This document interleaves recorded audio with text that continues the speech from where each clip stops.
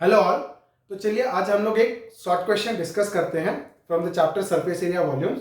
तो क्वेश्चन क्या दिया हुआ है देखिए, हमको बोला है find the total surface area of A hemisphere. Find the total surface area of A hemisphere. तो आप ध्यान दीजिए कि जो हेमिस्फीयर होता है, सपोज आप एक हेमिस्फीयर बनाए, इस तरीके का आपने हेमिस्फीयर बनाया, ठीक है।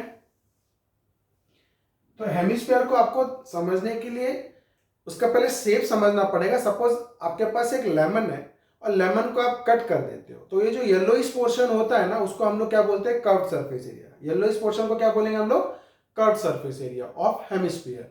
और जो जहां पे हम लोग का जूस आता है, जो ये ऊपर वाला पोर्शन जो कट होके आया, वो क्या हो गया, हमारा सर्कल हो गया। क्या हो गया, हमारा सर्कल हो गया, ठीक है। तो कर्व सरफेस एरिया हो जाता है 2πr², ठीक है। और ये बेस का एरिया हो जाता है πr²। तो टोटल सरफेस एरिया कितना हो जाता है हमारा, 3πr²। ओके, क्या हो जाता है, 3πr²। तो एक कर्व वाला पोर्शन 2πr² और ऊपर वाला पोर्शन πr²। तो हमको क्या दिया हुआ है, सबसे पहले हम लोग शेप लिख देते हैं। क्या दिया हुआ है, हेमिस्फीयर,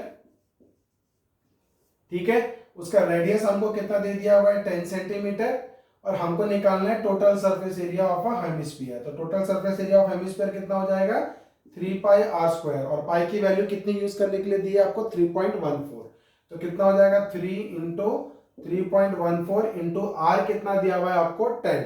और 10 का स्क्वायर कितना होता है, 100, ठीक है। अब ये 100 इसको दे दीजिए, तो दो दो जीरो है, तो पॉइंट के ये क्या करेगा, पॉइंट के आगे 2 डेसिमल प्लेसेस भेज देगा। तो कितना हो जाएगा, 3 इंटू 314, ठीक है।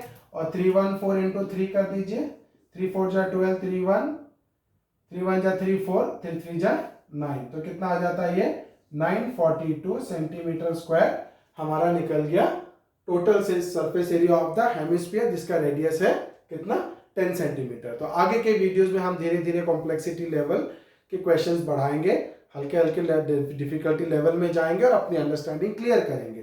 तो अभी के लिए इतना ही, बने रहिए मेरे साथ मेरे आगे वीडियोस के लिए। Thank you.